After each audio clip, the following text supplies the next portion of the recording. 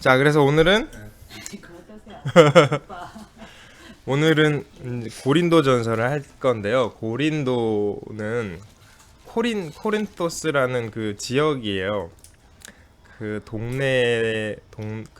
고린도 지역의 교회에 보낸 편지인데, 코린토스가 어디 있냐면 그 지중해에 이탈리아 반도가 있잖아요. 장화같이 생긴 이탈리아 반도가 있고, 이탈리아 반도 옆에 그리스 반도가 있잖아요. 흔히 마게도냐라고 부르는 그 그리스 반도가 있고, 그리스 반도 아래쪽에 아테네가 있는데, 그 아테네에서 조금 왼쪽으로 가면 있어요. 그러니까 아테네랑 멀지 않아요. 그러니까 한참 딱 그냥 그리스죠. 그 그리스 철학, 그리스 정치 유명했을 때 있던 그 그리스고, 그 헬라인들한테 복음을 전해가지고 교회가 된 거예요. 그래서 이제 그 고린도 교회인들한테 바울이 지금 고린도에 있을 때는 아니고 에베소에서 그 티라노 서원에서 3년간 사역을 할 때 고린도로부터 이런 일이 있었다라는 소식을 듣고 편지가 오고 간 내용이 고린도서예요. 바울이 지난번에 우리가 사도행전에서 본 것처럼 전도 여행을 다녔잖아요. 그래서 사람들이랑 전도 여행을 다니면서 어떤 지역에 가서 복음을 전하고, 복음을 전하면 그 복음을 전한 곳에서 교회가 되고, 그게 이제 짧으면 일주일 만에 하기도 했어요. 일주일 동안 복음을 전했는데 복음이 확 퍼져서 그게 교회가 되는 거예요. 그것도 이제 놀라운 일이긴 하나, 바울이 그렇게 짧게 여행을 하면서 전도를 해서 교회를 만들어 놨더니 양육이 충분히 안 되는 거예요. 그래서 이제 이렇게 우리 지난 시간 로마서 했잖아요. 그게 핵심이니까 로마서 얘기를 해줘요. 알아들었어요? 네, 알아들었군. 그리고 딴 데 가버리면 못 알아들은 거야, 알고 보니까. 그러니까 로마서를 이야기를 해주고, 알아들었어? 네. 그래, 그럼 네가 얘기해봐. 뭐라 얘기하면, 에이, 그게 아니지. 이런 사태가 벌어진 거예요. 그래가지고 이제 그게 이제 지나가고 나서, 자, 알아들었어? 네. 그럼 한번 얘기해봐. 얘기하면, 그렇지, 그거지. 자, 그럼 한번 행동을 해봐. 행동하면 또 이상한 짓 하고. 그래서 이제 그 양육 시간이 계속 길어져요. 그래서 이제 에베소에서는 3년을 했고, 어디서에서는 더 긴 시간을 하는데, 에베소 오기 전에 고린도에서는 한 1년 반 정도 사역을 했어요. 근데 1년 반을 사역을 하고 1년 반 동안 사역을 했더니 사람들이 많이 알았어요. 구약에 대해서도 이해를 하고, 로마서에 대해서 이해를 하고, 세례받고, 성령 받아서 성령의 이적과 기사들도 많이 일어나고, 사람들이 은사들도 많이 받고, 그래서 이 정도면 충분하다 하고 1년 반이 지났을 때 이제 바울이 떠나온 거예요. 다른 곳으로. 후임자도 안 남겨놓고, 얘네들은 자체적으로 충분히 할 수 있겠다라는 생각을 가지고 놔두고 떠나온 거예요. 떠나와서 지금 에베소에서 한참 사역을 하고 있었는데, 들리는 소식을 보니까 문제가 많이 일어난 거예요. 근데 이제 그 문제가, 우리가 이제 고린도서를 공부하는 게 되게 중요한 게, 로마서는 어떤 복음의 교리의 가장 기본이고 베이스가 되기 때문에 우리가 그걸 잘 아는 게 중요하고, 이번에 오늘 배울 고린도서를 잘 알아야 되는 이유는, 그 문제는 전혀 교회를 안 다니는, 전혀 복음을 모르는 사람들한테 일어난 이야기가 아니라 교인들, 복음을 아는 사람들 사이에서 일어난 이야기예요. 그러니까 지금 교회를 다니고 있는 우리 사이에서도 충분히 일어날 수 있는 문제인데, 무슨 문제가 있었나 하고 들여다보면 지금 한국교회에서 일어나는 문제랑 비슷한 문제가 되게 많아요. 근데 우리가 고린도서가 이렇게 버젓이 있잖아요, 성경에. 우리가 이거를 읽고 그걸 충분히 이해하고, 그 문제가 되는 고린도 교회에 바울이 했던 이야기를 우리가 알아들으면 우리 교회 안에 이런 일이 없어야 되는데, 그런 일이 없으라고 굳이 고린도서를 하나님이 성경에다 넣어놓은 거잖아요. 근데 이게 버젓이 있음에도 불구하고 2000년 전에 했던 짓을 지금도 똑같이 하고 있고, 그게 틀리는지 옳았는지도 모르는 채로 하고 있다는 게 되게 되게 안타까운 이야기인 거죠. 그래서 이제 우리가 이걸 잘 배워서 우리는 고린도 교인들 같은 짓을 하지 말아야 되고, 우리가 다니는 교회에서 고린도 교인 같은 짓을 하는 사람들을 잘 판단하고 지도하고 인도하고 이런 것들을 잘 해야겠죠. 그러니까 지금 고린도서가 제대로 교육되지 않고 있는 거예요. 그러니까 이런 문제들이 일어나겠죠. 고린도 전서가 있고 고린도 후서가 있잖아요. 이거는 이제 편지가 두 통의 편지여서 그러니까 첫 번째 편지, 두 번째 편지라고 우리가 흔히 인지를 하고 있어요. 근데 자세히 보면 고린도 전서 전에 한 번의 편지가 더 있었던 것 같아요. 그러니까 어쨌든 그 편지가 있고 이제 이번에 있었는데 아까 말씀드린 대로 바울은 지금 에베소에 있잖아요. 에베소에서 열심히 사역을 하고 있어요. 근데 이제 고린도 교인들이 와서 이야기를 막 해주고 이런저런 이야기를 들었는데 바울이 그 고린도 교회를 일단 놔두고 왔거든요. 사역자 없이. 그러니까 자기들끼리 있었어요. 근데 자기들끼리 있다가 아볼로라는 사람이 고린도 교회 목사님이 됐어요. 근데 아볼로가 누구냐면 바울의 일행 중에 바울 측근 뭐 디모데도 있고 디도도 있고 누가도 있고 여러 측근이 있었잖아요. 그중에 브리스길라와 아굴라라는 부부가 있어요. 이 부부가 바울이랑 업이 같아요. 직업이 같은 거예요. 직업이 뭐냐면 텐트 메이킹, 천막 짓는 사람. 근데 지난번에 말씀드렸던 것처럼 이게 천막사 같은 게 아니라 그 귀족의 이동 별장을 하는 되게 이제 고급 직업인데 아무튼 이 부부가 바울이랑 업이 같아서 바울이랑 금방 친해졌는데 이 사람들이 복음을 받아들이고 바울과 동력해서 사역을 많이 했어요. 응? 네. 그래서 이제 이 부부가 사역을 많이 했는데 이 부부가 이제 여행을 하다가 아굴라라는 사람을 만난 거예요. 그러니까 보니까 열심히 복음을 전하는 사람인 거예요.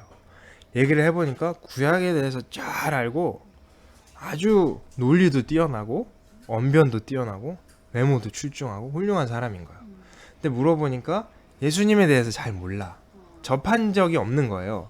들었는데 안 받아들인 게 아니라 예수님에 대해서 잘 모르니까 성령에 대해서도 잘 모르고. 그러니까 이제 브리스길라 아굴라가 당신 성령에 대해서 들어봤냐? 나는 그런 거 들어본 적이 없다. 그래서 이제 설명을 해주고 세례를 해주고 그래서 이제 가르치고 양육하고 그래서 이제 아굴라도 바울 팀 중에 일원이 됐어요. 근데 자꾸 헷갈려. 아굴라하고 아볼로가 있는데 아굴라가 브리스길라 남편이고 아볼로가 그 목사님, 말 잘하는 목사님. 아볼로가 그 고린도 교회 사역자로 간 거예요. 근데 고린도 교회 사람들은 바울로부터 복음을 받아들였잖아요. 바울한테 복음 하나님에 대해서 진리에 대해서 배웠는데 바울은 못생기고 이상한 병도 있고 언변도 뛰어나지가 않고 게다가 바울 특징이 이야기를 하다가 자기가 한 말에 어떤 중요 단어가 있잖아요. 그럼 그 얘기를 해요. 그거 하다가 또 중요 단어 하면 또 그 얘기를 하고. 그러니까 사람이 말을 이렇게 쫙 조리 있게 하지를 못하고 이렇게 3점포로 계속 빠지는 거예요. 그러니까 말이 길어져. 그래서 우리 지난번에 봤잖아요. 아침부터 시작해서 밤까지 하고 새벽까지 하니까 그 유두고란 청년이 졸아갖고 떨어지고. 그러니까 이 사람이 말이 되게 하여튼 그래요. 좀 정신 없어. 그래서 우리가 바울이 쓴 편지도 좀 그런 게 있어요. 네, 그래서 이렇게 버젓이 고린도 전후서가 있음에도 불구하고 고린도 전후서의 핵심이 뭐냐? 이러면 아는 사람이 거의 없어요. 그 중간중간에 나오는 되게 요절, 훌륭한 말씀은 많이들 알아. 근데 고린도 전후서의 내용이 뭐예요? 물어보면 잘 몰라요. 근데 그게 열심히 이제 가르치지 않고 배우지 않아서이기도 하지만 내용 자체가 정신 똑바로 안 차리면 이게 쭉 한 줄로 안 가고 곁다리로 막 갔다가 얘기도 없이 돌아오고 또 막 갔다가 말도 없이 돌아오고 막 이거를 해요. 좀 정신이 없어. 근데 하여튼 바울이 말을 할 때도 훨씬 더 했겠죠, 편지보다.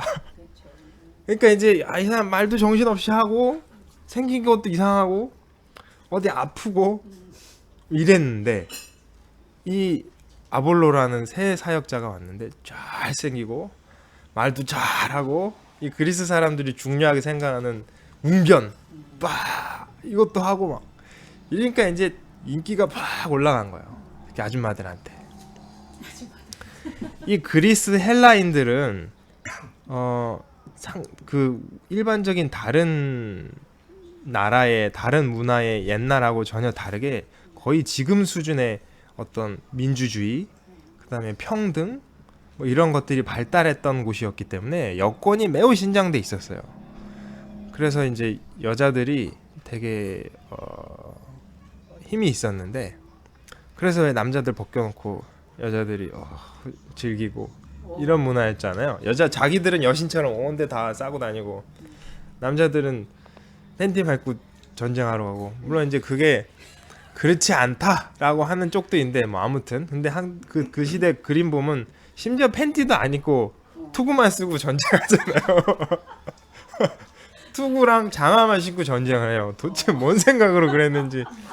가장 중요한 게 그러니까 그나마 300에는 팬티라도 입혀놓은 거예요. 네. 근데 그림에 보면 팬티도 안 입고 있어요. 올림픽 그 운동할 때도 팬티도 안 입고 신발만 신고 하고. 아무튼 근데 이제 이 잘생긴 목사님이 오니까 아줌마들이 잘생겼다. 야, 바울 선생님 이상하더니 새로운 아볼로 선생님 짱이다. 그래갖고 이제 아볼로의 팬이 생긴 거예요. 그러다 보니까 아볼로가 또 마음에 안 드는 사람도 있을 수 있을 거 아니에요. 그러니까 우리는 아볼로보다는 그래도 바울인 것 같다, 이런 생각까지는 할 수 있는데 파가 갈라진 거예요, 교회가. 그리고 심지어 얘네는 나는 아볼로파다 천명을 하는 거예요. 얘네한테 왜 그게 익숙하냐면 얘네는 어떤 철학이 나오잖아요. 에피쿠로스 학파, 그럼 나는 에피쿠로스 학파다, 이걸로 자기 정체성을 밝히는 거예요. 사람들끼리 서로 대화를 할 때 너는 어떤 철학 사상을 따라가니? 나는 스토아 학파 사람이야, 나는 어디야, 이런 거를 하니까 이게 익숙하니까 교회에서도 나는 아볼로파야. 그러니까 이쪽에서는 무슨 소리 하냐, 우리가 바울 선생님한테 복음을 받아놓고 우리는 바울파야. 그러니까 또 일부에서는 야, 얘기 들어보니까 바울은 순 나중에 껴든 사람이고 12제자 중에 베드로가 짱이더만 우리는 베드로파야.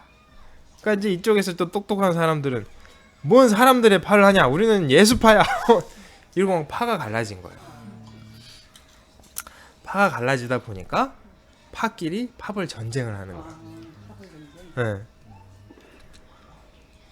그런 짓을 하다 보니까 그 파벌 전쟁이 이제 격화되면서 상대방을 헐뜯기 시작하는 거예요.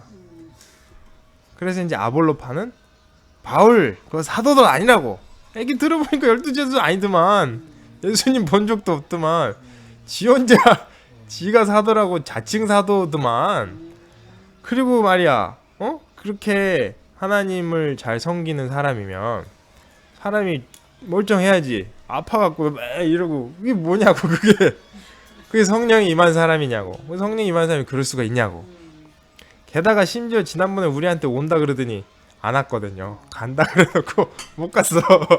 근데 그럴 수 있잖아요.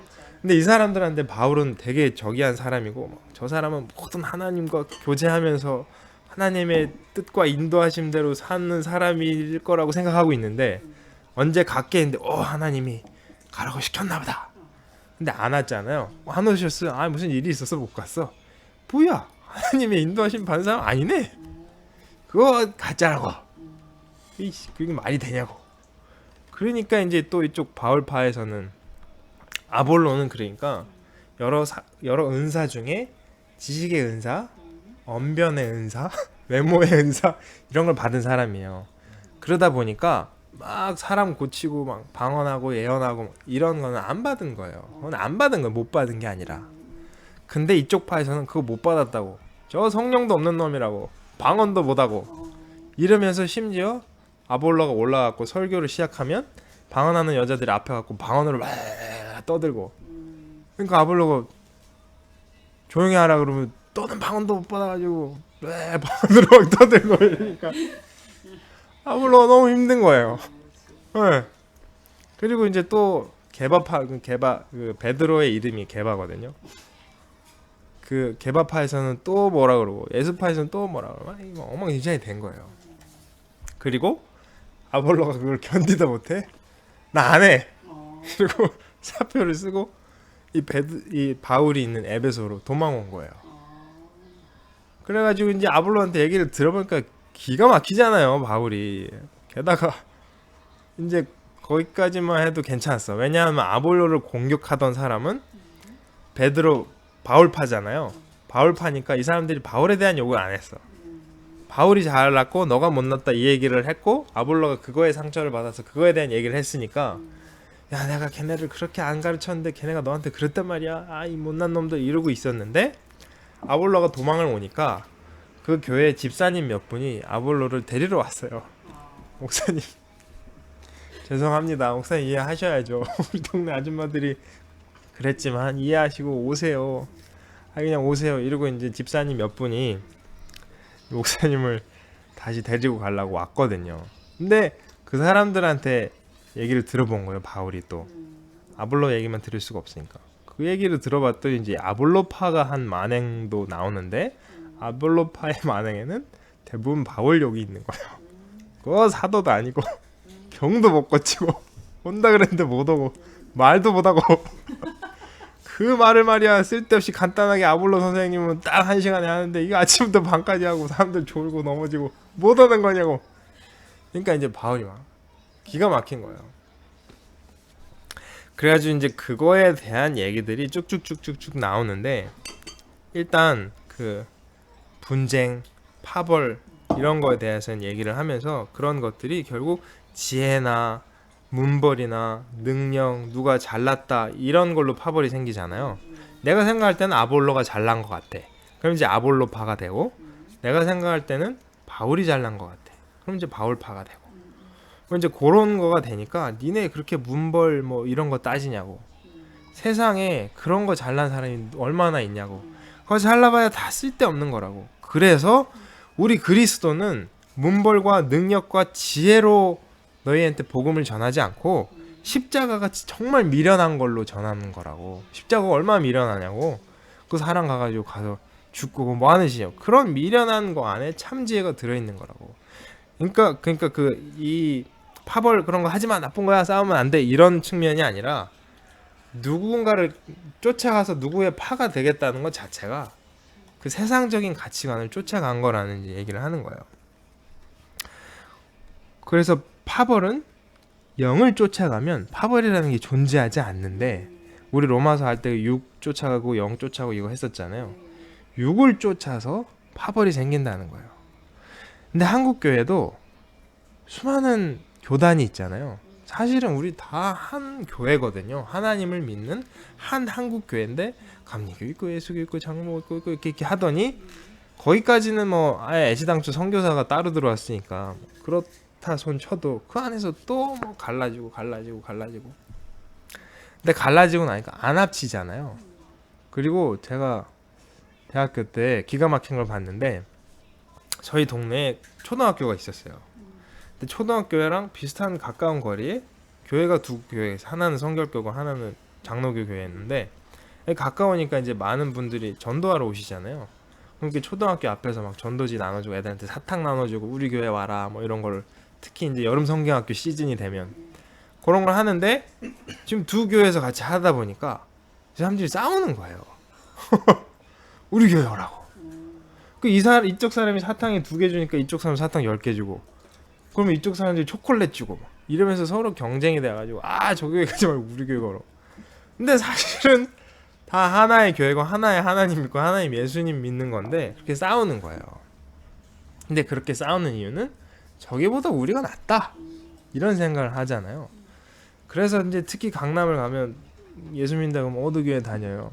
소망교회 다녀요. 아 되게 뽀대 나는 교회 다니네. 뭐 온누리 교회 다녀요. 그러면 뭐 저기 하는 뭐 이렇게 리버럴 하네. 순복음교회 다녀요. 아 그럼 열심히 신앙. 약간 이런 그런 걸로 자꾸 자기 정체성을 입히는 거예요. 그리고 내가 생각할 때 우리 교회 스타일이 제일 맞는 것 같아. 우리 목사님이 제일 짱인 것 같아. 조영규 목사님 짱인 것 같아. 아니야. 저기가 짱이야. 이런 거를 하는 거. 그거가 지금 똑같은 짓인 거예요. 여기서 한 거랑. 우리는 다 하나의 교회인데 그런 게 의미가 없고 우리 교회에서 하는 것이 최고다. 다 은사와 사역을 각각 주신 거라 나눠질 수 있어요. 바울과 바나바가 그때 싸워서 갈라졌잖아요. 근데 갈라져서 각자 사역을 잘 할 수 있어요. 근데 그렇다고 해서 바나바가 더 나아, 바울이 더 나아, 이런 생각을 하는 건 육을 쫓아서 파벌을 나눈 거예요. 뭐 온누리 교회가 맞는 것 같아, 순복음 교회가 맞는 것 같아, 사랑의 교회가 맞는 것 같아, 이런 것도 다 육을 쫓아서 생기는 일인 거예요. 그러면서 그 육을 쫓아서 파벌을 나누는 것도 내가 생각해보니 요게 맞는 것 같아, 이거잖아요. 그 네가 생각해보니까 그 네가 네 스스로 지혜 있다고 생각하니까 네가 그런 판단을 하는 건데, 너의 세상에서 누구든지 자기가 지혜 있는 줄로 생각을 하거든. 어리석은 자가 되라. 그래야 지혜로운 자가 되리라. 스스로 지혜롭다고 생각하지 마라. 스스로 지혜롭다고 생각하는 것 그 자체가 이미 미련한 건 거예요. 그래서 이제 어리석은 자가 되고 그런 거를 따지지 말아야 되는데, 근데 그렇게 잘난 척을 해놓고 그 고린도에 심각한 어떤 사고를 친 놈이 하나 있었는데, 이 놈은 교회에서 가만히 내버려 둔 거예요. 무슨 일이었냐면, 아버지가 있었어요. 아버지가 이제 아내가 죽은 것 같아요. 사별을 했어. 사별을 하고 나니까 후처를 드린 거예요.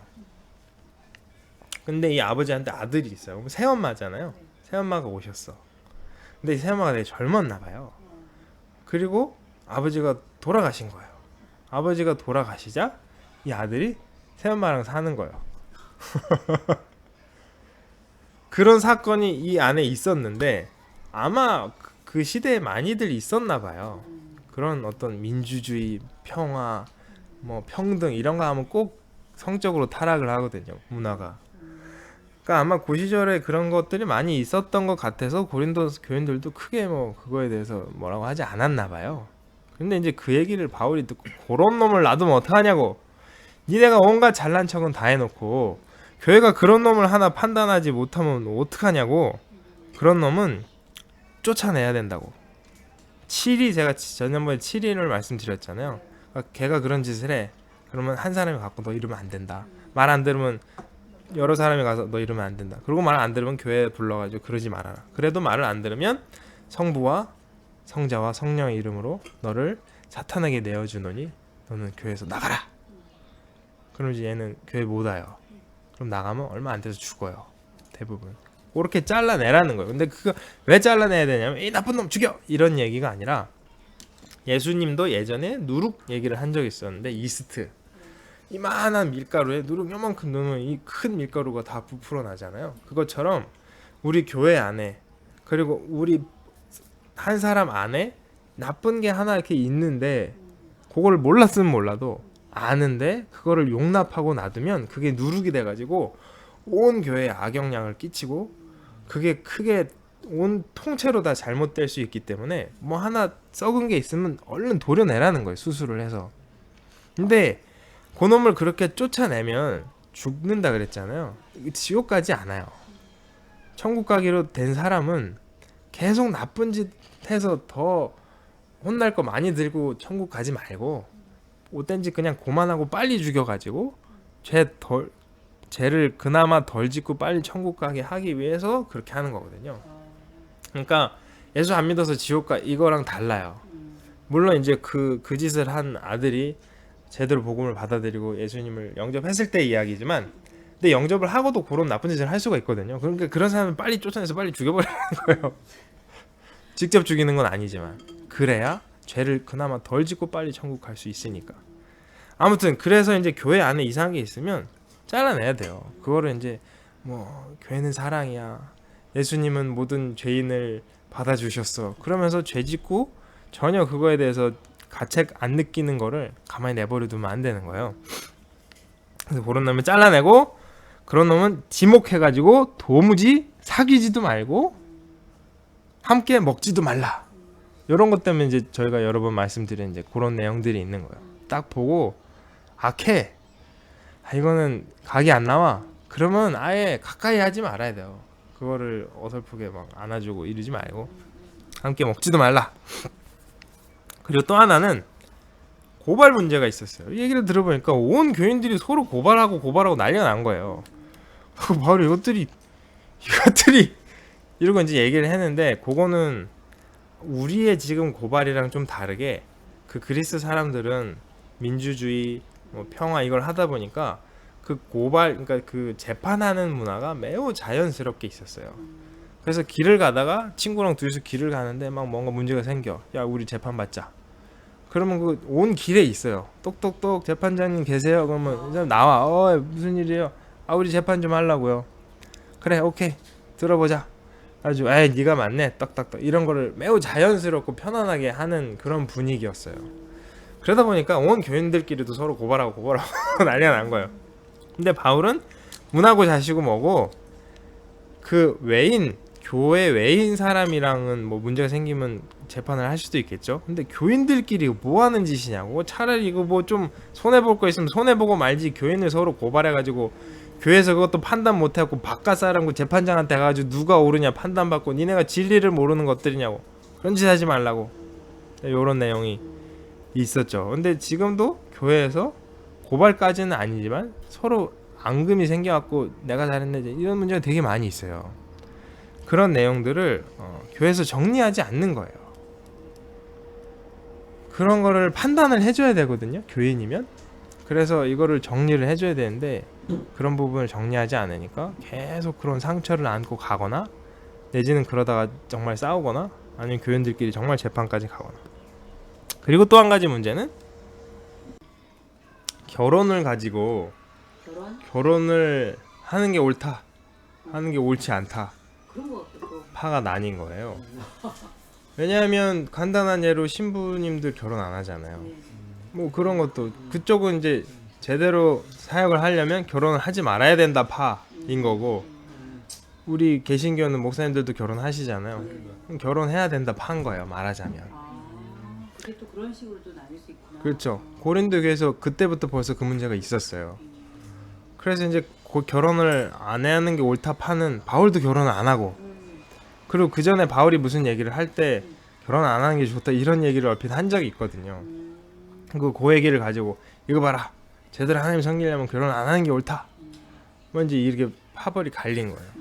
그래서 이제 바울이 그거에 대해서 정리를 하기를, 내가 그때 그렇게 얘기를 한 건 임박한 환란을 맞이해서 곧 이제 막 박해 일어나면 다 갇혀 잡혀서 죽고 막 이런 사태가 벌어지니까 어차피 곧 죽을 거니까 괜히 무리해서 결혼해가지고 이렇게 하려고 하지 말고 그냥 잠깐 지내는 것도 좋다. 근데 그건 명령이거나 교리거나 이런 게 아니라 그런 특수 상황이 있으니까 뭐 상황에 따라서 그렇게 하는 것도 좋다 이런 거였지, 결혼이란 건 좋은 거다. 근데 나도 뭐 이래서 혼자 지내고 있지만 만약에 어떤 사람이, 그 예수님도 이미 정리를 했잖아요. 세상에 3가지 고자가 있는데 그 얘기를 하면서 제일 마지막에 얘기하신 자기가 스스로 고자가 된 사람, 그러니까 어떤 이유에 의해서, 그러니까 나는 정말 하나님만 섬기기 위해서 결혼도 하지 않겠다.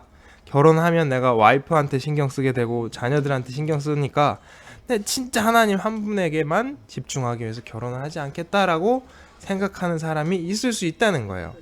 그거를 틀렸어 이렇게 할 수는 없는 건데, 중요한 건 그게 예수님이 그 뒤에 단서를 다셨는데 아무나 받을 수 있는 말씀이 아니고, 그게 특별히 그게 되는 사람이 있다는 거예요. 아무나 그냥 좋아 나도 그러겠어 그리고 이제 결혼을 안 하면 바울 얘기로는 나중에 막 음욕이 충만해가지고 풀지를 못하고 사고를 친다는 거예요. 근데 그게 야, 사람을 이렇게 취급하나 싶은데 정말 그 옛날에 카톨릭에서 그런 일들이 엄청 많이 있었잖아요. 지금도 많이 있으니까. 그러니까 그게 바울이 잘 본 거예요. 그 음욕이 부릴 듯 해갖고 사고 친다는 거예요. 그러니까 그거를 아무나 하지 말고 정말 자기처럼 음욕이 성욕이 없어질 수준 정도 되면 그렇게 해서 하나님을 잘 섬기되, 이건 아무나 할 수 있는 건 아니다.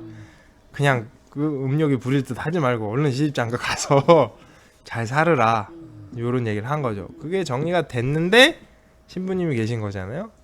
그거는 이제 이 성경적이지 않은 거죠. 물론 신부님이나 목사님이나 그게 내가 볼 때 난 성령이 사라졌어, 하나님 너무 사랑해서, 그러면 그렇게 해도 돼요. 근데 법으로 정해서 모든 목사는, 모든 신부는 다 이렇게, 그러면 자기는 그런 의사가 없는데, 근데 목사가 되고 싶은데, 신부가 되고 싶은데, 그런 사람은 결혼해야 되는 거예요. 결혼하라는 게 바울의 이야기인 거죠. 그리고 그 다음번에 있었던 문제는 우상의 제물에 대한 이야기가 있는데, 거기가 이제 그 우상 숭배를 많이 하는 지역이다 보니까 신전으로 제물이 들어갔다가 주로 이제 양고기인데, 그 제사장 내지는 거룩한 창녀들이 다 못 먹는 거가 다시 시장으로 나오는 거예요, 팔려고. 그럼 이제 그거를 먹어도 되냐, 신전에 바쳐진 건데, 근데 사실은 몰라요, 시장에서 팔고 있는 고기니까. 근데 약간 의심스러운 거예요. 그래서 그걸 먹고 먹자 말자 막 뭐 이런 얘기가 많이 있었는데, 저희는 요거 가지고 술 먹는 문제에 대해서 정리를 했었는데, 술 먹는 게, 예수 믿는 사람이 술 먹는 게 옳으냐 그르냐 막 이런 얘기가 많죠. 특히 대학생들 중에 그런 게 많거든요. 근데 여기서 바울이 정리한 건 뭐냐면, 그 시장에 나오면 딱 보면 우상의 제물 써놨냐고, 안 써놨잖아요. 그럼 물어보지 말고 그냥 먹으라는 거예요. 괜히 의심해가지고 이거 그거 아니에요? 뭐 이런 거 하지 말고, 이러 싶어도 그냥 멀쩡한 고기니까, 고기에는 아무런 잘못이 없잖아요. 무슨 귀신의 침이 묻은 것도 아니고. 그냥 물어보지 말고 그냥 사서 먹으라는 거예요. 근데 중요한 건 뭐냐면, 그런 거에 대해서 아직 성숙하지 못해가지고 와 이러는 사람이 옆에 있을 수 있잖아요. 그런 사람들이 옆이 뻔히 보는데 먹어도 돼 이러고 먹으면 그 사람이 시험에 들 수 있으니까, 그럴 때는 조심하고, 그런 게 없으면 알아서 먹으라는 거예요. 그러니까 중요한 거는 사랑이지, 먹으면 죽고 뭐 안 먹으면 살고 이런 문제가 아니라는 거예요. 그러니까 그래서 저희도 정리하기를, 물론 이제 술이 막 취해가지고 방탕해갖고 막 이상한 짓 하고 이런 딴 얘기예요. 그리고 술이 취해서 죄에 가까워지는 것도 딴 이야기고, 그 정도 전에 한두 잔 마시는 게 옳으냐 그르냐를 뒀을 때 이미 그런 거에 대해서 전혀 문제가 일어나지 않을 사람들끼리 있고, 누가 보고 시험 당하지 않을 상황이면 먹는 게 문제가 안 된다. 근데 다만 그런 사람들이 보고 시험을 당할 적이면 그건 참자. 내 술 한두 잔 먹는 게 그 사람 시험 당하는 것보다 중하냐?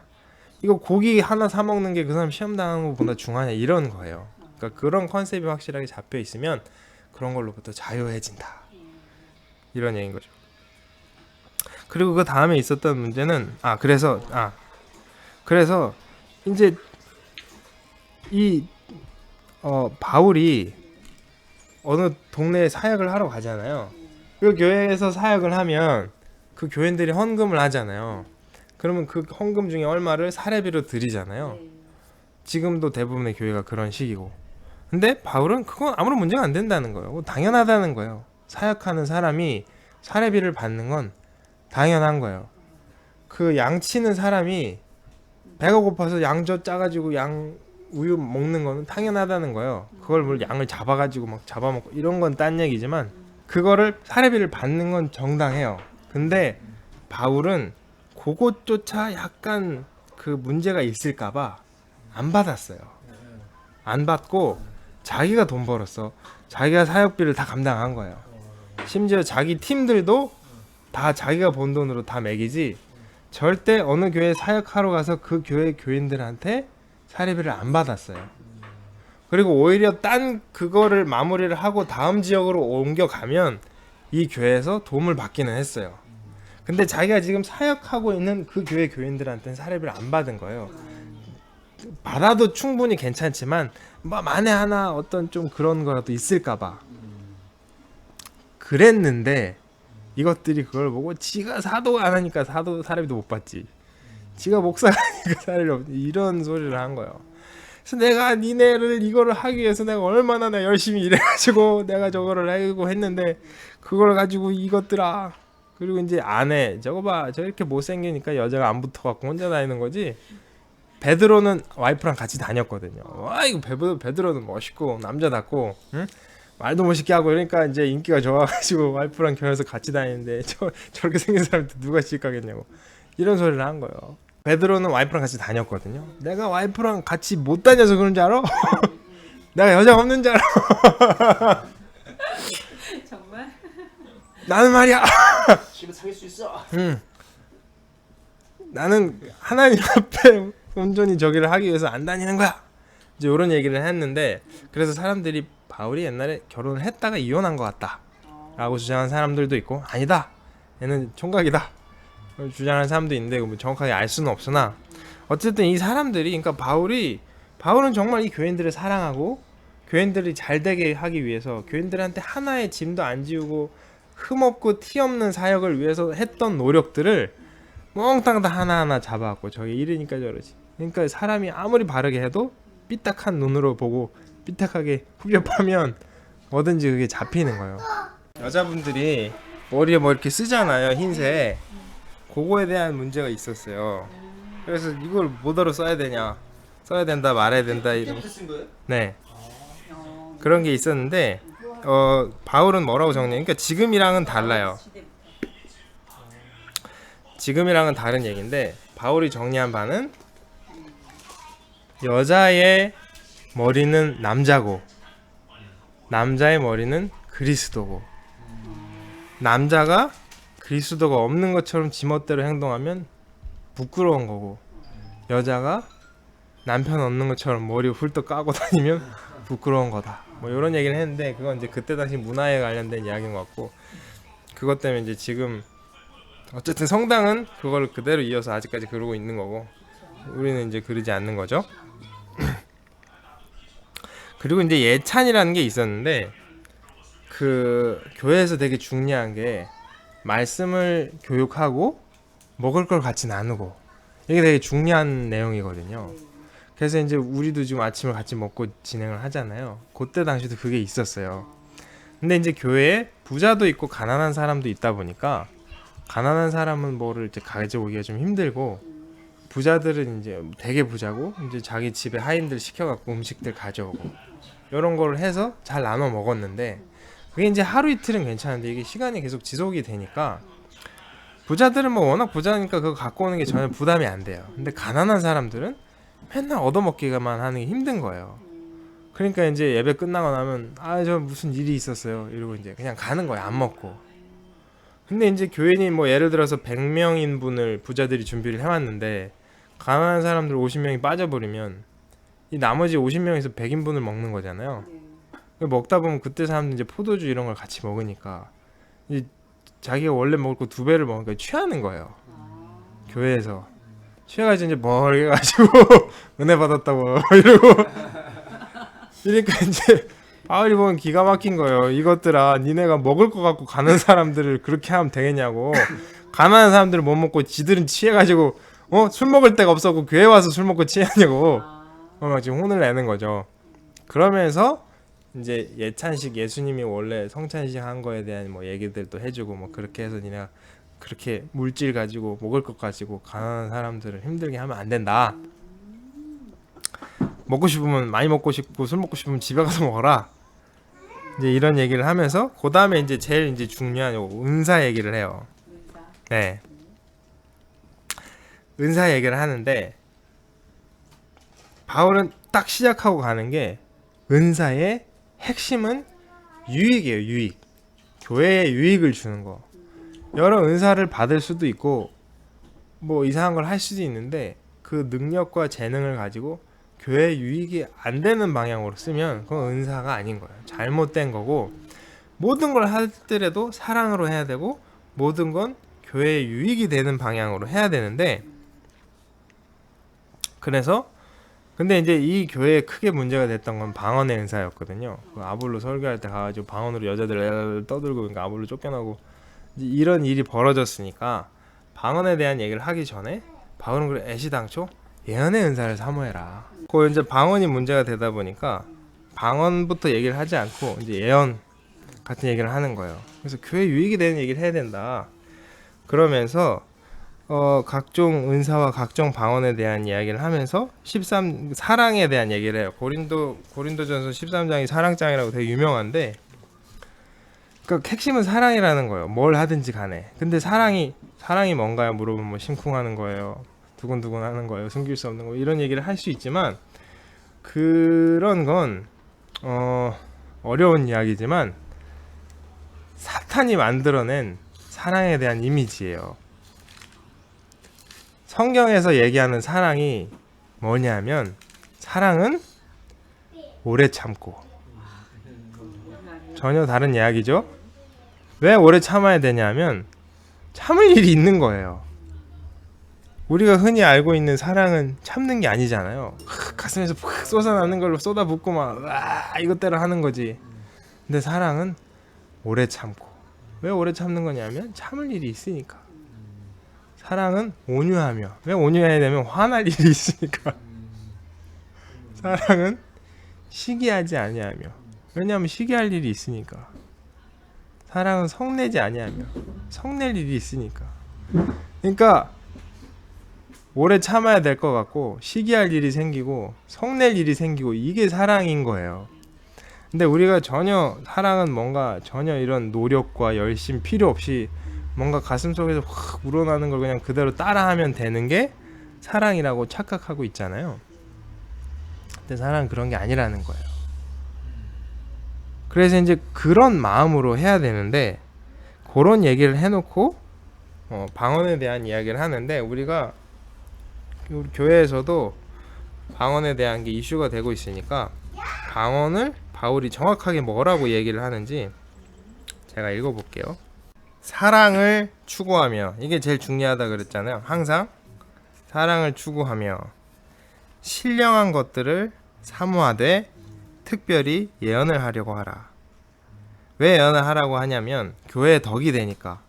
이 예언은 무슨 뭐 당신 아들 서울대 가겠어 이런 게 아니라 우리 교회에 어떤 게 하나님이 이제 그 교회를 향해서 뭔가를 보여주실 때 사람들한테 알려줘요.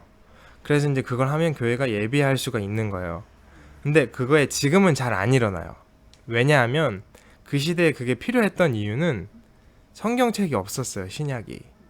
예수님이 오시고 난 이후의 거를 정리해 놓은 내용이 없는 거예요. 구약만 갖고 있는 거예요.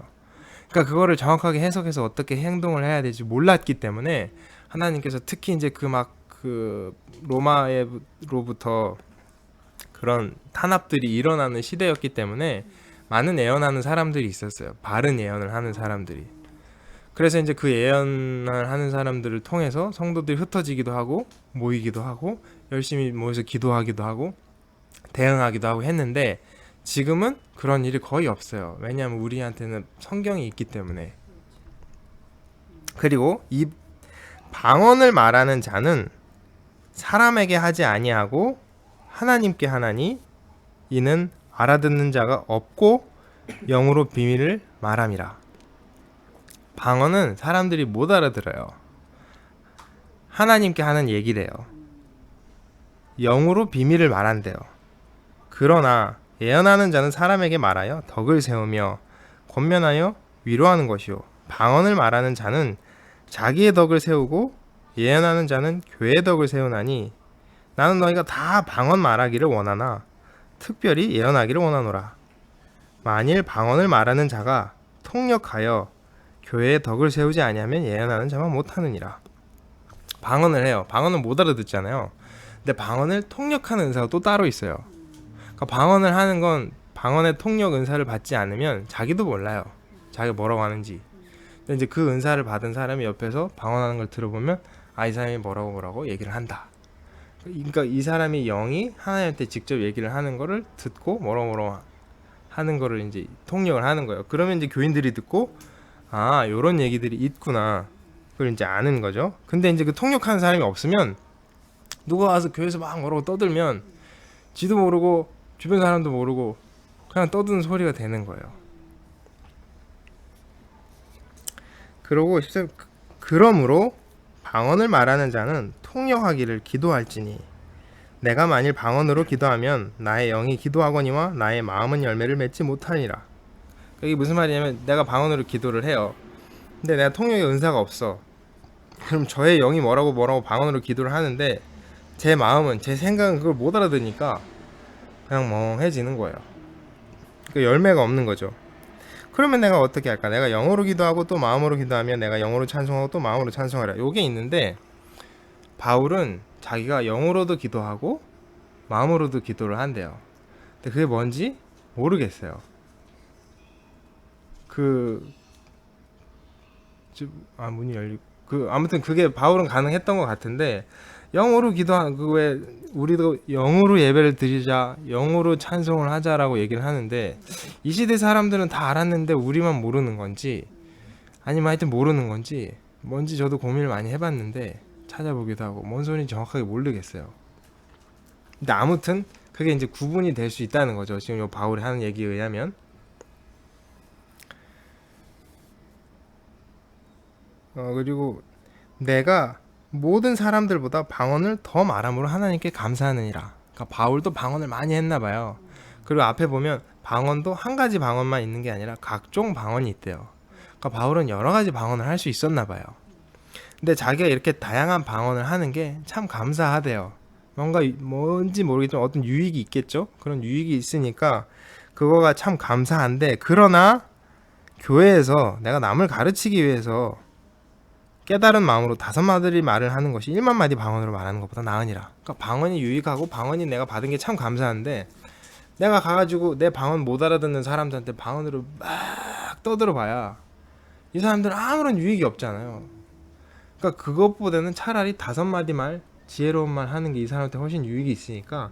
그러니까 핵심은 뭐냐 하면 교회에서 방언하지 말라는 거예요.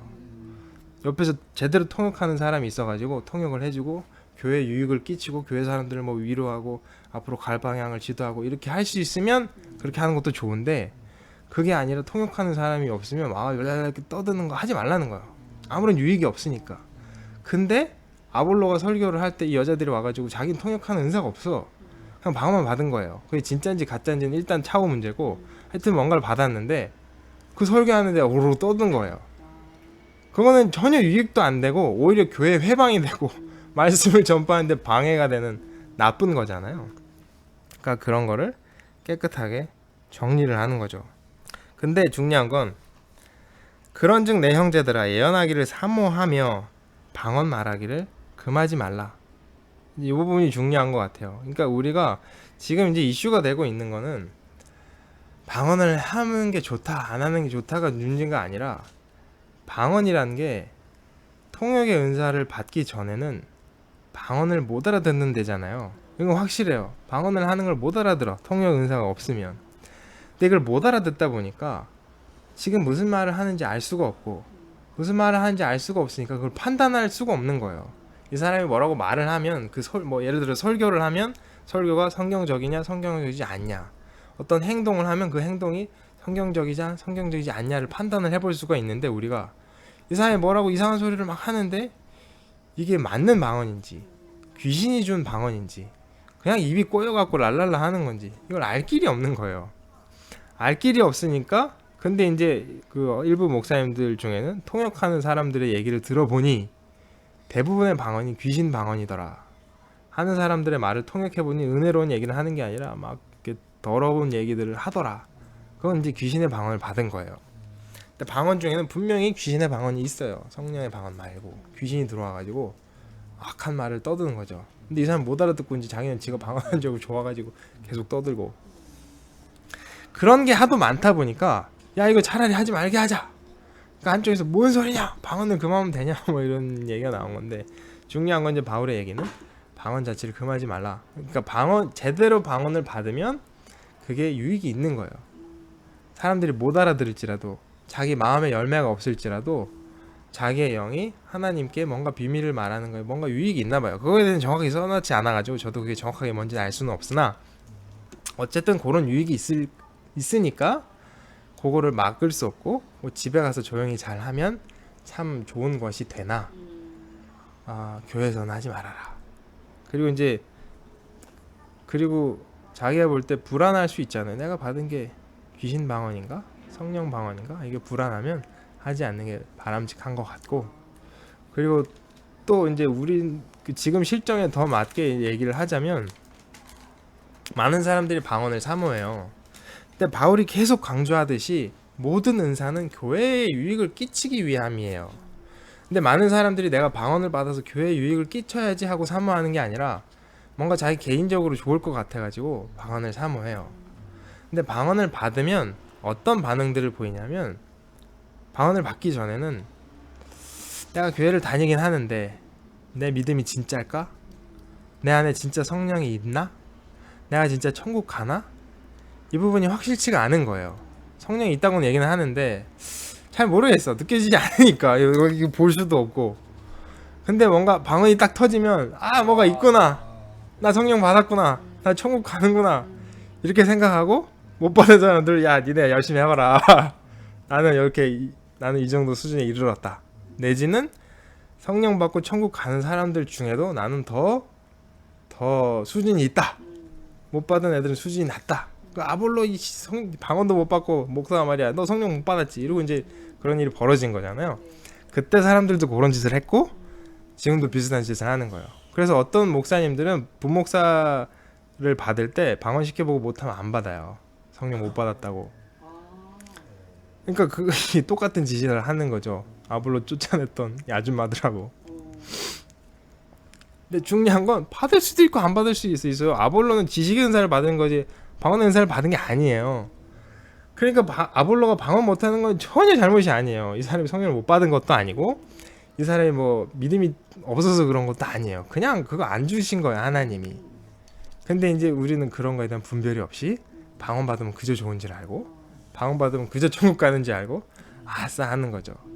근데 그거가 그러니까 그런 사람이 그런 수준으로 그런 마음으로 구해서 하는 거니까 그게 귀신의 방언일 확률이 매우 높은 거예요. 그런 마음으로 받으니까.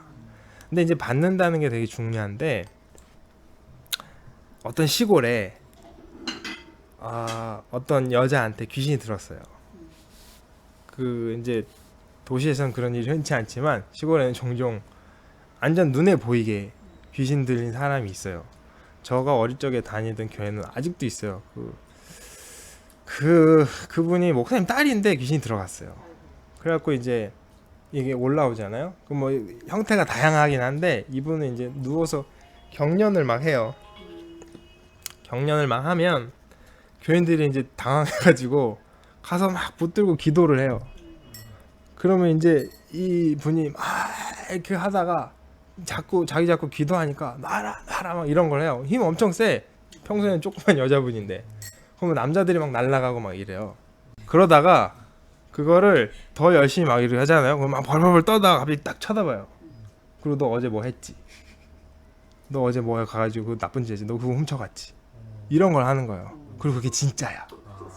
그러면 이거 하다가 갑자기 그걸 당하면 분위기 싸해지는 거예요. 그러면 이제 이 사람도 너무 창피하고 주변 사람들도 너 그랬어? 이렇게 되는 거고.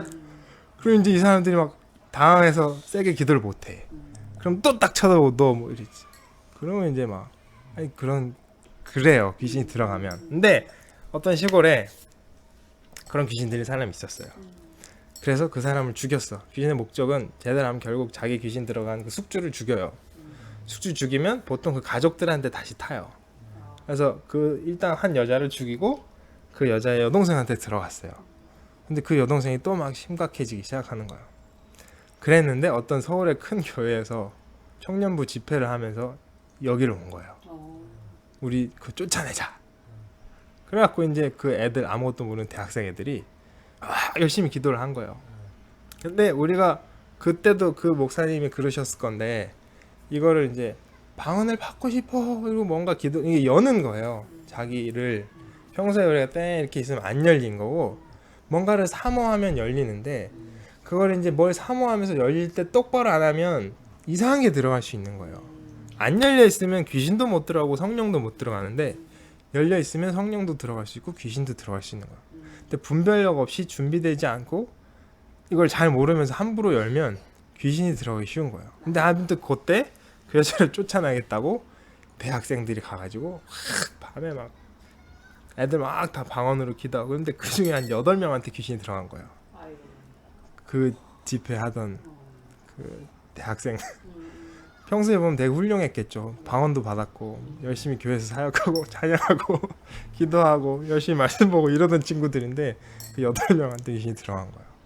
그러니까 이게 우리가 분별력 없으면 그런 영적인 거에 대응하기가 되게 힘들어요. 방언이 그중에 매우 대표적인 건데 왜냐하면 계속 말씀드리지만 구분이 안 되니까. 이거 아무리 거룩한 사람이 봐도 이 사람 방언 해보세요. 방언 뭐라고 했어. 이게 귀신의 방언인지 저기인지 은사의 통역의 은사를 안 받으면 모르는 거예요. 그래서 아무튼 조심해야 되는데 지금 이제 그래서 무조건 하지 마. 이것도 무리가 있고 방언 안 받았다고 아까처럼 뭐 부목사를 안 받는다던가 성도를 이렇게 하는 목사님들도 문제가 있고 교인들도 방언 가지고 어떤 사람의 신앙이나 성령이나 구원의 여부를 판단하는 건 매우 바람직하지 못하다. 이 정도로 정리를 하면 될 것 같아요. 근데 이제 핵심은 이거예요. 여기서도 이제 나오는데 뭐냐면 기도원을 간다, 기도를 받는다, 뭐 방언을 받는다, 내지는 그런 뭐 어디 뭐 예언하는 권사님을 찾아간다. 그리고 심지어 이거 뭐라 그러죠? 부적을 쓴다, 명태를 올려놓는다. 그런 모든 행위들이 그런 이제 우상 숭배와 귀신과 교제하고 하나님의 거를 이상한 신비주의로 만들고 이런 모든 행위들이 바울이 볼 때는 어려움이 생기니까 인생이 편안하고 행복하고 아무런 걱정이 없으면 아무도 그런 짓을 안 하는데 살다 보면 어려운 일이 생기는 거예요. 그러다 보니까 이제 그런 짓을 하게 되는데 바울이 하는 얘기는 그래서 어려움과 시험은 너희한테 계속 올 텐데 너희가 감당치 못할 시험 당함을 하나님이 허락지 않으시고 시험을 당할 때마다 즈음에 피할 길을 내사 너희로 하여금 이 시험을 지나가게 하신다는 거예요. 그러니까 중요한 게 그건 거예요. 그러니까 나는 살면서 어려운 일이 생길 수 있어요. 생길 거예요. 근데 그거를 단 하나도 내가 못 견딜 만한 시험은 안 온다는 거예요. 그거에 대한 믿음이 있으면 그런 거를 찾아가고 뭐 하고 할 필요가 전혀 없어지는 거죠. 뭐 그러고 이제 계속 진행이 되는데 그 다음 거는 부활이에요. 부활이 왜 문제가 되냐면 여기서 부활은 천국 가는 부활이 아니고요. 우리가 새 몸을 받는 진짜 부활. 예수님도 부활하셨잖아요. 근데 그 전에 예수님하고 완전 달랐잖아요. 사람들이 못 알아보고 막 벽 뚫고 통과하고 사라졌다 나타나고. 우리도 그렇게 돼요. 근데 이게 왜 부활이 문제가 있냐면 그 학교 다닐 때 얘기 나왔던 얘기가 그 얘기 같아. 아 그래요? 죽는다는 거야. 내가 스스로 그래요? 그리스 철학에서 배울 텐데 그리스의 철학의 핵심은 죽음이었어요. 죽음이 너무 두려운 거야. 그래서 죽음이 무엇인가? 내세가 있는가? 이거에 대해서 고민을 많이 했는데 요때 당시까지 정리해서 야 우리는 정리했다 땅땅땅 한 게 뭐였냐면 이 세상에는 선한 것과 악한 것 그러니까 6과 0 이걸 얘네가 어느 정도 캐치를 한 거예요. 근데 원래 우리의 영 우리 안에 있는 그 혼은 선한데 우리의 육 이게 더럽다는 거예요. 이 육이 막 먹어야 되고 그 어떤 성욕도 있고 욕심도 있고 악한 짓도 하고 싸우기도 하고 죽이기도 하고 이게 이제 악하기 때문에 죽음이라는 건 우리가 여기서 벗어난다. 그래서 정말 자유해진다. 그래서 죽는다는 건 슬프고 아프고 고통스러운 게 아니라 우리가 드디어 껍질을 깨고 자유해져갖고 자유롭게 하늘을 날아다니는 거다. 이렇게 정리를 하니까 편안한 거야 마음이. 그래갖고 자기들은 그렇게 정리를 해놨어요. 우리도 학교 다닐 때 배웠어요. 근데 바울이 오더니 부활한다는 거예요. 육신이 무덤에 들어갔던 육신이 다시 튀어나온다는 거예요. 그러니까 이 사람들이 기껏 정리 다 해놨는데 아니 그 더러운 육신 겨우 벗어났는데 그거 다시 입으면 어떡하냐고. 아니라고 부활은 없다고 이런 거야 사람들이. 그래서 바울이 멍청한 것들아 그런 게 아니고 지금의 육과 우리의 부활의 육은 마치 도토리를 심어 놓으면 전나무가 자라잖아요. 도토리와 전나무가 하나잖아요. 근데 도토리 생긴 거랑 전나무 생긴 게 전혀 다르잖아요. 그것처럼 다르다는 거예요. 지금 니네 육신이 도토리면 나중에 부활한 육신은 전나무라는 거예요. 그러니까 전혀 다른 거기 때문에 니네 그런 거 걱정하지 말라고. 근데 그 부활하는 게 진짜 우리가 예수 그리스도처럼 되는 그거니까 우리가 부활을 사모하는 게 맞다. 뭐 요런 얘기를 이렇게 썼어요. 요런 얘기를 써가지고 여기 이제 고린도 전서예요. 그걸 틀을 잘 잡으셔야 돼요. 얘기를 듣고 그런 문제가 있음을 들었잖아요. 그래서 그런 거에 대한 걸 좀 쭉 설명했잖아요. 제가 말씀드린 거를 쭉 설명을 해가지고 디모데한테 줘서 고린도 교회에 가라 보냈어요. 근데 마지막에 뭐라 그러냐면 이 집사님들이 아볼로 목사님 데리러 왔잖아요. 근데 내가 아볼로한테는 권면을 많이 했는데 지금은 전혀 갈 생각이 없으니까 이 아볼로가 정말 많이 뒤인 거야. 그래서 바울이 그렇게 가라고 권면해도 나 안 간다고. 나 그 교회 다시는 안 간다고. 아볼로는 안 간다 그러니까 그냥 뭐 다음 기회가 있으면 뭐 그러고 디모데한테 이거를 편지를 줘가지고 보냈어. 바울은 에베소에 있고 바다 건너에 있어요. 여기 이제 요 그 아테네랑 고린도는 요 그리스 반도에 있고 에베소는 이 터키에 있거든요. 바다 건너면 금방 있는데 그거랑 한참 오래 걸리죠. 아무튼 디모데를 보냈어. 이제 바울이 이제 에베소에서 열심히 사역하면서 기다렸어요. 그랬더니 이제 한참 이렇게 되면 디모데가 편지를 들고 가서 교회 가서 바울 선생님이 보내신 편지입니다 하고 이제 사람들 앞에서 읽어줘요. 그럼 이제 사람들이 아 그렇군요 뭐 이런 걸 해요. 근데 디모데가 드디어 돌아온 거예요. 바울이 디모데 보고 어떻게 됐냐? 잘 됐냐? 내가 한 얘기를 사람들이 잘 알아먹더냐? 이제 교회가 정리가 됐냐? 디모데가 말을 안 해. 왜 말을 안 하냐? 말 좀 해봐라. 디모데 우는 거예요. 디모데는 되게 은혜 충만한 할머니와 어머니 밑에 자랐어요. 그래서 성품이 매우 온유하고 겸손하고 착하고 감수성이 풍부하고 아마 외모도 곱상하게 생겼을 그런 사람이었던 거예요. 근데 이제 갔더니 오히려 험한 꼴을 당하고 온 거예요. 디모데가. 그래가지고 왜? 뭐라 그랬는데? 왜 이제 디모데가 뭐라고 이제 얘기를 해줬어요. 바울이 들어보니까 그 전에 들은 이야기하고는 잽이 안 되는 이야기를 하니까 바울이 엄청 화가 난 거예요. 그래서 이제 고린도 후서가 쓰여졌는데 고린도 후서는 어려워요. 왜 어렵냐면 고린도 후서가 13장까지 있는데 구조가 이상해요. 그래서 오랫동안 학자들이 괴로워하다가 이거 아무래도 잘못 붙여진 것 같다. 그게 이제 그때 당시는 파피루스에 쓰여 있어요. 파피루스가 뭐냐면 그 이제 이집트 지방에 나온 갈대 이런 거 막 얇게 이렇게 펴가지고 거기서 이렇게 써요. 잘 말려가지고. 그리고 이제 이렇게 똘똘똘똘 감아놓는데 이제 우리 종이처럼 이렇게 빡빡빡 감아지지 않고 랄랄랄 이렇게 감겨져 있어요. 근데 이게 너무 바삭 마르면 부셔러지고 너무 젖으면 곰팡이 피고 하여튼 이런 건데 이게 이렇게 피고 접고 하다가 탁 부러진 것 같아요. 이러다가 나중에 이제 발견했는데 이게 앞인지 잘 모르겠잖아요. 아씨 이러다가 이렇게 붙여놓은 거예요. 근데 최근에 이제 학계에서는 이게 부셔진 게 아니다. 원래 두 개인데 괜히 얘가 이렇게 피다가 그냥 두 개를 같이 묶어놓은 거를 피다가 그냥 두 개로 툭 한 건데 지가 부셨다고 생각하고 언제 발견된 거예요? 억지로 붙여놨다라고 생각하고 있어요. 이건 그냥 학설이에요. 학생이에요. 네.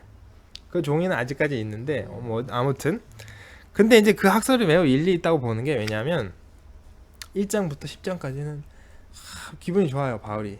그래갖고 깊은 철학에 대해서 얘기하고 너 이쪽으로 저렇게 하다가 야 우리 예루살렘 교회를 위해서 연보하자 그게 오라 이러고 11장에 이 새끼들아 하고 화를 내는 거예요. 그러니까 이게 아무리 봐도 이해가 안 된다는 거예요. 사람들하고 야 우리 연보하자 해놓고 화를 낸다는 게. 그래서 이제 이거 잘못 붙은 것 같다. 그래갖고 이 새끼들아 이게 그 전에 보냈던 편지고 그 다음 게 고린도후서 1장부터 10장까지 내용인 것 같다라고 이제 정리가 되고 제가 봐도 그게 제일 합리적이에요. 그래서 이제 고린도후서 10장부터를 먼저 내용을 봐야 되는데 야 외모와 말의 힘이 그런 거에선 안 해요. 진리해야 될지 내가 못생기고 내가 말 좀 못한다고 이것들이 그래서 니네가 잘난 줄 알아. 내가 얼마나 잘난 사람인 줄 알아. 내가 말이야 니네가 이분이냐 나도 이분이냐 나도 이분이냐도 안 해. 니네가 이분이냐 나도 니네가 유대인이냐 나도 니네가 사도야 나도 이러면서 막 화가 나가지고 바울이 거의 정신을 잃었어요. 그래가지고 내가 말이야 내가 사도가 아니라고? 내가 지극히 크다는 사도들보다 조금도 내가 부족함이 없다고 아냐고. 내가 아무리 다른 사람들이 나보고 사도 아니라 그래도 니들이 그러면 안 되지. 내가 니네한테 얼마나 사도인데. 그럼 화를 낸 거예요.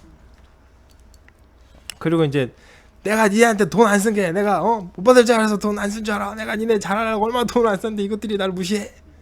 그리고 이제 심지어는 바울이 고린도에서 하고 에베소에서 했잖아요. 그럼 고린도에서 바울한테 되게 은혜 받았던 사람들이 바울한테 이제 도와준 거예요.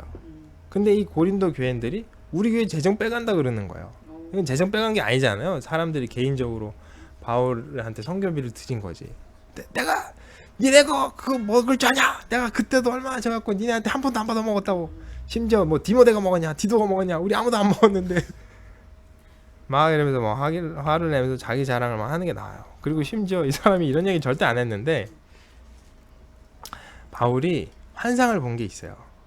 뭐 천국 갔다 오고 막 멸망을 보고 하나님 이런 걸 보여줬어요, 바울한테. 근데 이제 바울이 그런 얘기 함부로 했다가는 사람들이 당황할까봐 그런 얘기 절대 안 했거든요. 근데 흥분해갖고 나는 말이야 그런 것도 봤어. 내가 셋째 하늘에 갔다 오고 그리고 내가 간다고 했다가 못 간 거 그게 내가 성령이 없어서 그런 줄 알아. 살다 보면 그럴 수도 있지. 기다려. 내가 가서 니네 작살 낼 거야. 이런 얘기를 막 해가지고 이걸 이번에는 디모데한테 안 보내고 디도한테 보낸 거예요.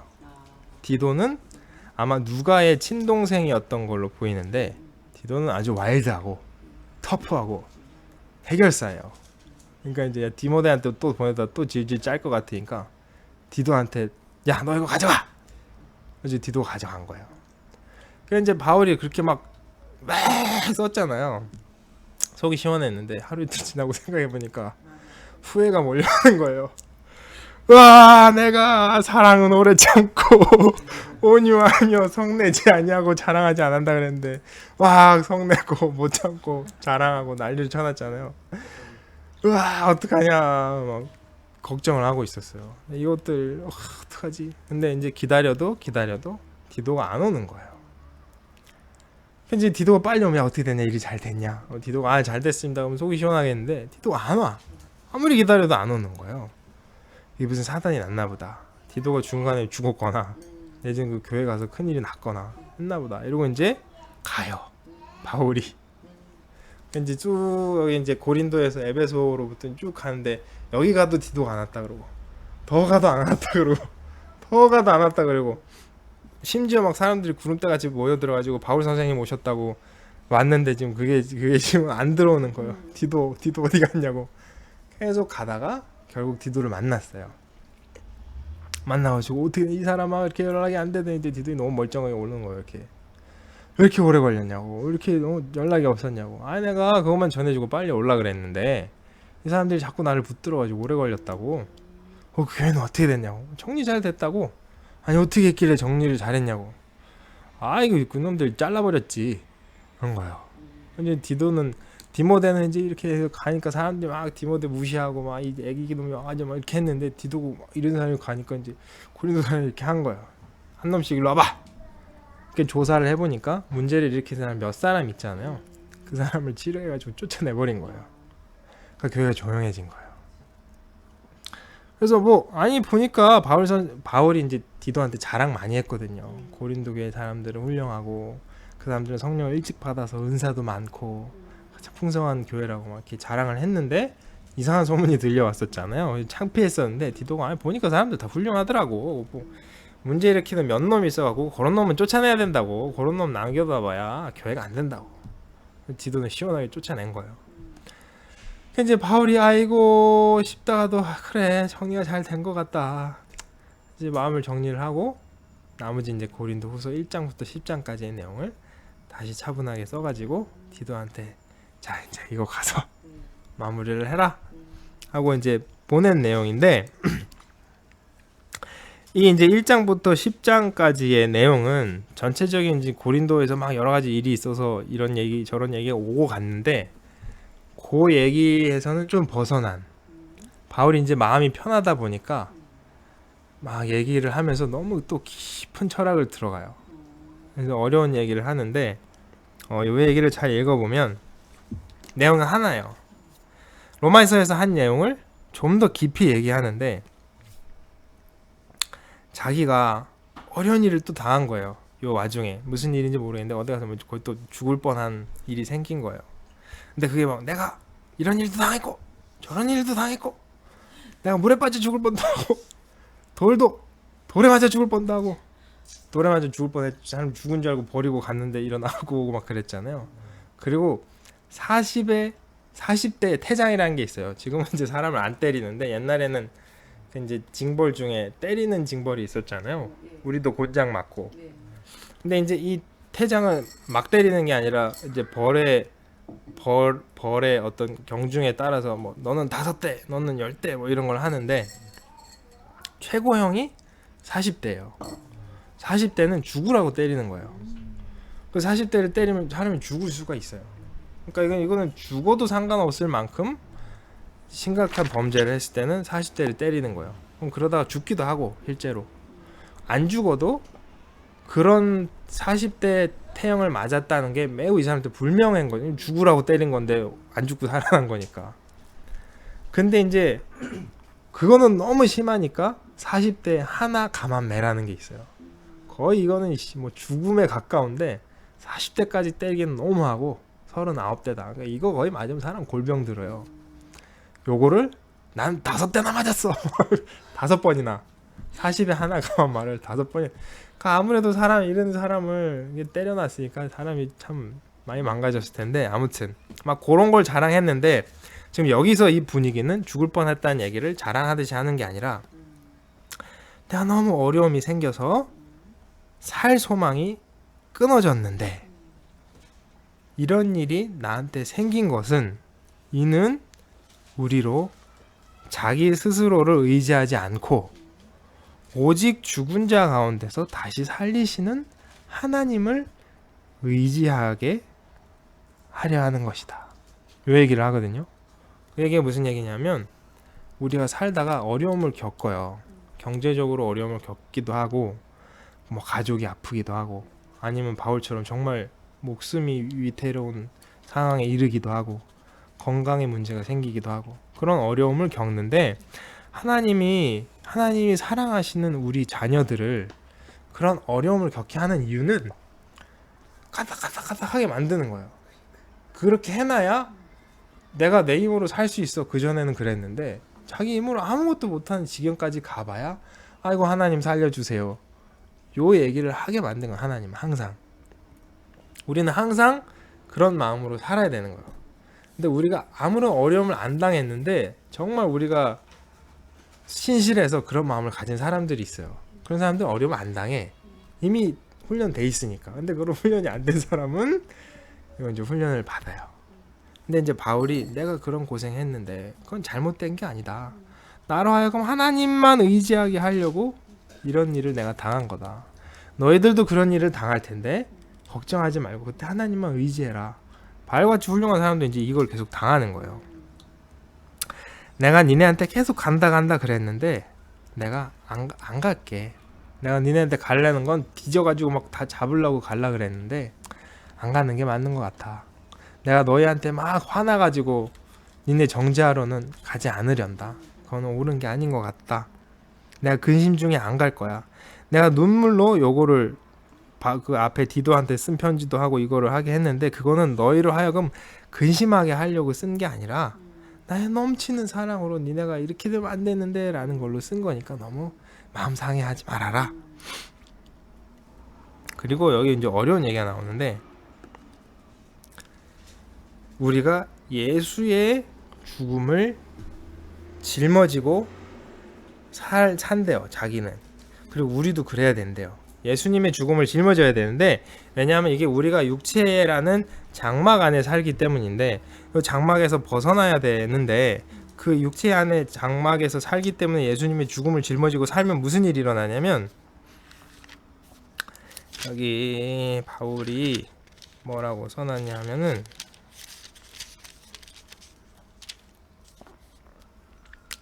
오직 모든 일에 하나님의 일꾼으로 자천하여 그러니까 스스로 지원하여서 많이 견디는 것과 환난과 몇 장인가요? 6장 4절이요.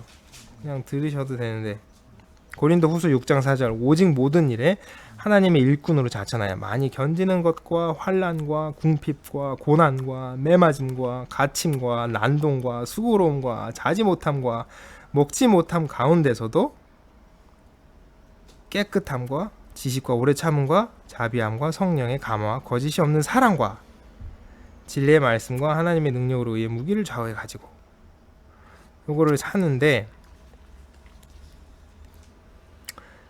왜 무명한 자 같으나 유명한 죽은 자 같으나 이거 막 거의 막 이런 끔찍한 삶을 사는데 왜냐 그렇게 해서 근심하는 자 같으나 항상 기뻐하고 가난한 자 같으나 보라 어디 가냐 가난한 자 같으나 많은 사람을 부유하게 하고 아무것도 없는 자 같으나 모든 것을 가진 자로다. 그러니까 이게 바울은 이 세상을 완전 초탈한 거예요. 왜 초탈을 하냐면 자기는 천국을 갔다 와봤어. 저는 지금 예를 들어서 저는 지금 오토바이를 타고 싶어요. 제가 꿈꾸는 오토바이가 있어요. 근데 저는 그걸 꿈꾸는 이유는 그 오토바이를 타면 정말 좋겠다 라는 생각이 있으니까 그거를 지금 꿈을 꾸잖아요. 근데 쉽게 말하면 천국에 올라가면 그 오토바이보다도 제가 좋아하는 스노우보드 뭐 이런 제트스키 이런 거보다도 훨씬 재미난 게 거기 있는 거야. 바울은 가서 그걸 본 거예요. 그러니까 이게 야 이 오토바이는 달구지야. 천국 가면 장난 아닌 게 있어. 그러니까 세상에 아무 의미가 없는 거예요. 그러니까 야 니네가 이 땅의 영광을 구하니 우리가 하늘에 가서 받을 영광은 좋기 이거랑 비교도 안 되는 영광이야. 그러니까 야 여기서는 그냥 이렇게 해. 그리고 어떻게든 우리 고난 당하고 어려움 당하고 해가지고 하나도 우리 이렇게 하지 말고 그거를 통해서 많은 사람을 구원하고 돕고 이렇게 해가지고 이빠이 쌓아서 천국 가서 다 누리자. 이거를 자기는 확실히 되는 거예요. 가서 보고 왔으니까. 근데 우리를 이제 그거를 보지 못했기 때문에 바울만큼은 안 되겠지만 우리가 천국에 요 얘기를 듣고 천국에 우리가 좋아하는 자동차, 우리가 좋아하는 집, 우리가 뭐 꿈꾸는 이성관계 뭐 여러 가지 그 등등보다 훨씬 더 좋은 것이 천국에 있다는 걸 우리가 믿으면 그걸 소망하면 이거는 문제가 안 되는 거예요. 아까 몸처럼 지금 도토리잖아요. 나중에 큰 전나무가 되고 그럼 이 도토리에 집착하지 않는 거예요. 이 전나무를 위해서 살고. 그래서 이제 왜 예수 믿으면 이렇게 힘들어야 돼? 그런 얘기를 하는 사람들이 많이 있어요. 특히 이제 저희 학교 친구들 중에 선교사님 자녀들, 목사님 자녀들이 많았으니까 아니 왜 친구들은 다 이렇게 행복하게 잘 사는데 아빠는 목사 해가지고 이렇게 어렵게 살고 아니면 다른 목사님들은 보니까 한국에서도 목사하면서도 좋은 차 타고 좋은 집에 살더만 왜 아빠는 아프리카 와가지고 이거 고생하냐고 왜 이렇게 사냐고 예수 믿으면 꼭 그래야 돼? 예수 믿고 잘 살면 안 돼? 예수 믿고 좋은 차 타면 안 돼? 그 목사님이 그러더만 그 사람 틀린 거야 그럼? 이제 이런 얘기들을 많이 해요. 그리고 우리가 그거 비슷한 생각들을 많이 할 때가 있고 근데 중요한 건 예수 믿는다고 꼭 그렇게 살아야 되는 법은 없어요. 근데 중요한 건 그거에 그 바울은 그런 얘기를 해요. 내가 가난한데 처할 줄도 알고 부한데 처할 줄도 알고 일체의 비결을 배웠노라. 그러니까 바울은 가난하게 살아도 아무런 자기한테 어떤 괴로움이 안 되고 부하게 살아도 그게 아무런 자기를 이제 죄로 끌어들이는 게 안 되는 거예요. 근데 그런 일체의 비결을 아직 못 배운 사람이 가난해지면 불평불만하고 이상한 짓 하고 그리고 그 비결을 아직 못 배운 사람이 부유해지면 악당이 되는 거예요. 심지어 그래서 그거보다 훨씬 쉬운 말로 써놓은 얘기가 시편에 어떤 기자가 이건 바울도 아니고 아니 다윗도 아니고 누군지 모르겠는데 어떤 사람이 주여 나로 하여금 적당히 벌게 하셔서 너무 가난하게 해서 내가 이웃집 담을 넘지도 않고 너무 부유해서 하나님을 모른다 하지도 않고 그렇게 살게 하소서 이런 고백들이 있어요. 그러니까 너무 가난해지면 이웃 담을 넘는 사람이 된다는 걸 이 사람 아는 거고 아무리 이렇게 그런 고백을 하는 자기라도 부유해지면 하나님 모른다 할 걸 아는 거예요. 겸손한 거지. 근데 우리는 아유 무슨 소리야 우리 부유해지면 아유 전도 많이 하고 11조 하고 잘할 거라고 생각하지만 웬만한 사람들 부자 되면 하나님 모른다 되는 거예요. 그런데 이제 일체의 비결을 배우면 그걸 안 할 수도 있는데 근데 그게 부유해지던 가난해지던 의미가 없는 거예요. 천국에 훨씬 좋은 게 많이 있으니까. 그러면서 이제 너희는 그리고 또 마지막에 한 가지 정리하는 게 너희는 믿지 않는 자와 멍에를 함께 매지 말라. 의와 불법이 함께 할 수 없고 빛과 어둠이 함께 할 수 없다. 요 얘기를 가지고 일단 악한 사람이랑은 뭘 도모하지 마. 이것도 되지만 요거를 가지고 결혼에 대한 이야기를 해요. 결혼할 때 믿지 않는 배우자랑 결혼하는 게 옳습니까? 그릅니까? 요런 거를 할 때 이제 요 얘기를 하는데 믿지 않는 사람을 사랑했어. 사랑했는데 안 믿는다고 버리고 떠나는 건 아닌 것 같아요. 바울도 이제 여기 나오는 교인들은 모태신앙 아무도 없잖아요. 다 최근에 몇 년에 바울한테 복음을 듣고 예수를 믿은 사람이니까 부부가 같이 예수를 믿기도 하지만 한 명만 믿을 수도 있잖아요. 근데 부부가 둘 다 예수를 안 믿다가 부부 중에 한 사람이 예수를 믿었어. 근데 복음을 받아들이고 보니까 자기 와이프가 자기 남편이 예수를 안 믿는 사람인 거예요. 그러면 이제 거기서 이혼하자 이런 사람들이 생겼어요. 난 예수 안 믿는 사람과 같이 살 수 없어. 근데 이제 바울 얘기는 같이 살려고 하는데 그거 이혼하지 말아라. 같이 살아라 그냥. 근데 이제 중요한 거는 우리가 예수 믿는 사람과 교제하고 예수 믿는 사람과 처음 만나게 되고 그래서 이제 자연스럽게 그 사람을 사랑하고 그 사람과 가정을 이루는 게 자연스러운데 중요한 거는